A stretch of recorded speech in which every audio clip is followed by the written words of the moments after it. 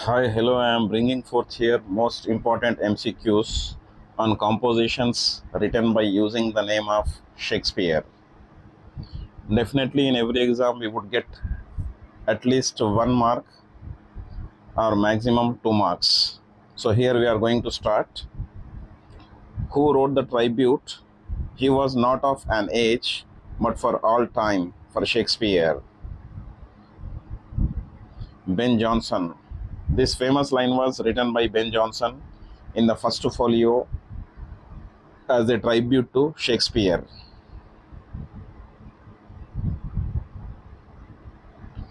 Which of the following poems by John Milton was written in praise of Shakespeare? On Shakespeare.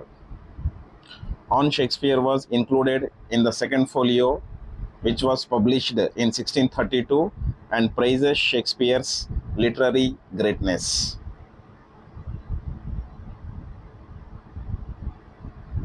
In which year did Samuel Johnson publish his preface to Shakespeare? 1765. Johnson's influential preface to Shakespeare was published in 1765, where he evaluated Shakespeare's contribution to drama and literature. The end of the writing is to instruct. The end of poetry is to instruct by pleasing. This line is associated with Samuel Johnson. This reflects Johnson's view on literature's didactic and aesthetic purpose found in his preface to Shakespeare. Tales from Shakespeare was authored by Charles Lamb and Mary Lamb. Tales from Shakespeare, published in 1807, simplified Shakespeare's plays for children and was written by the Lamb siblings. Who delivered lectures on Shakespeare between 1811 to 1819? Samuel Taylor Coleridge. Coleridge's lectures are foundational in romantic criticism of Shakespeare. The work Characters of Shakespeare's Plays, published in 1817, was written by William Hazlitt. Hazlitt analyzed individual characters in Shakespeare's plays, making psychological and moral observations. Who wrote Shakespearean tragedy in 1904, discussing Hamlet, Othello, King Lear, and Macbeth? A.C. Bradley. A.C. Bradley's Shakespearean tragedy remains a major scholarly work on the four great tragedies. The term objective correlative was coined in the context of which essay? Hamlet and His Problems. T.S. Eliot introduced objective correlative in his 1919 published essay to describe the external manifestation of inner emotions. Who called Hamlet an artistic failure? T.S. Eliot.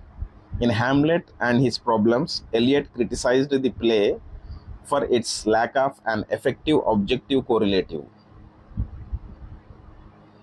In which year was the first folio of Shakespeare works published? 1623. The first folio, the first collected edition of Shakespeare's plays, was published in 1623. Who authored the poem beginning with "To the memory of my beloved," the author Shakespeare? Ben Jonson. This poem was included in the first folio and written by Jonson as a tribute. He was not of an age, but for all time refers to Shakespeare. Jonson used this line to suggest Shakespeare's timeless relevance. John Milton's On Shakespeare was published in which folio? Second folio, 1632. Milton's tribute appeared in the second folio of Shakespeare's plays.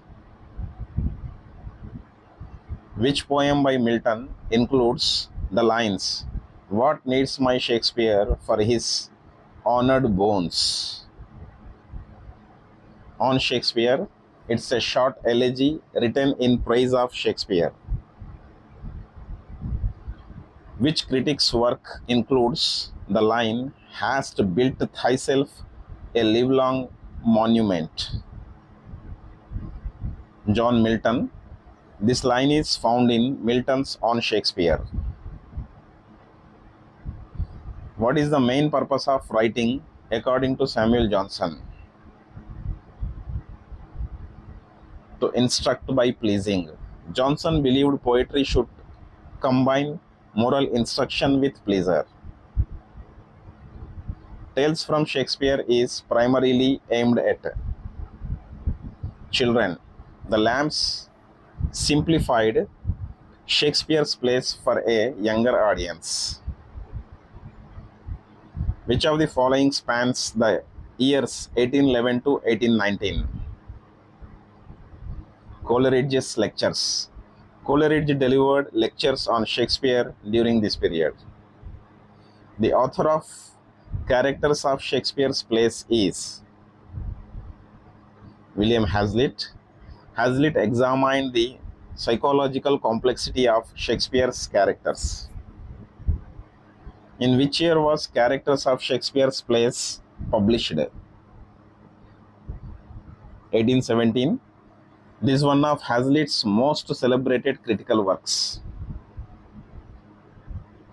Who analyzed Shakespearean tragedy in depth in 1904? A.C. Bradley. His lectures became a landmark in 20th century Shakespeare criticism.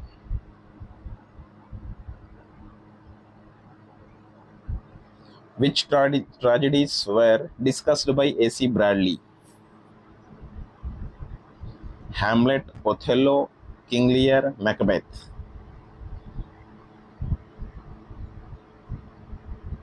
Who introduced the idea of objective correlative?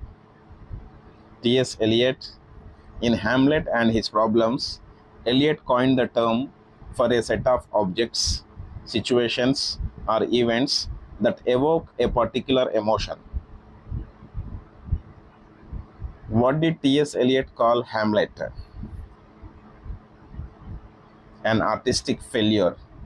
Eliot criticized Hamlet for lacking a proper objective correlative. So that's it from here. Thank you all for being with us. We will meet again with a wonderful video and most important topic soon.